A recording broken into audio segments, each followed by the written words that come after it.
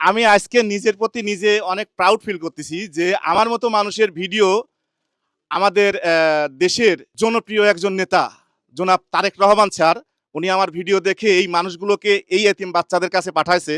আমি সত্যিই আজকে আমি ভাবতে পারি নাই যে এই মানুষগুলোর জন্য সেই লন্ডন থেকে সত্যি ভাই আমি আপনাদের কাছে অনেক প্রাউড ফিল করতেছি যে আমার ভিডিও দেখে আজকে এতগুলো লোক আসছে, এতগুলো মানুষ আসছে একটা মানুষের নির্দেশে, যে মানুষটা এই বাচ্চার মায়া ভুলতে পারে নাই।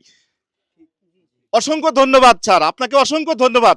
আমরা এমন মানুষ চাই ভাই, আমরা টাকা পয়সা নিয়ে নিয়ে এই দুনিয়া থেকে যাব না, টাকা পয়সা কিন্তু আমাদের সাথে যাবে না। আমরা এমন মানুষ চাই যে মানুষগুলো মানুষের দুঃখ বোঝে, মানুষগুলো মানুষের কষ্ট বোঝে। এই ধরনের নেতা চাই, এই ধরনের মানুষ চাই। আপনাদেরকে আবারও অসংখ্য ধন্যবাদ যারা এখানে আসছেন। আমরা চাই যেন এভাবেই অসহায় মানুষের পাশে আমরা দাঁড়াই। আমাদের চোখের সামনে একটা পরিবার ধ্বংস হয়ে যাবে, আমাদের চোখের সামনে একটা এতিম বাচ্চা খানা পাবে না, খাবার পাবে না, কোনো মর্যাদা পাবে না, এটা আমরা যেন আর না পাই এই বাংলাদেশের মাটিতে। ইনশাল্লাহ আমার জন্য দোয়া করবেন, সামনের দিনগুলোতে যেন আমি এইভাবে এই কাজগুলো যেন করে যেতে পারি। আপনাদেরকে অসংখ্য ধন্যবাদ জানাই আমাদের তারেক রহমান স্যার, যে আমার মতো মানুষের ভিডিও দেখে এত বড় একটা প্রতিনিধি আপনি পাঠাইছেন এই মানুষগুলোর জন্য। আসসালামু আলাইকুম।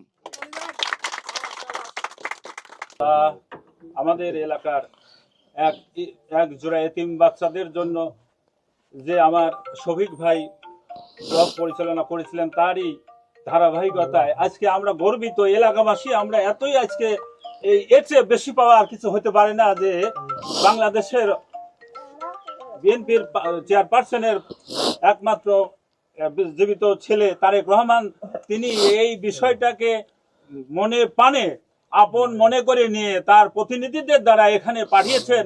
কেউ নাই, তার আল্লাহ আছে, আর যারা আল্লাহ আছে তার দুনিয়ার সবাই আছে। দেখছেন আজ কত মানুষ আসছে, দেখছেন আল্লাহ কি পারে কি পারে না। আলহামদুলিল্লাহ, ওনাদের জন্য দোয়া করবেন আপনি।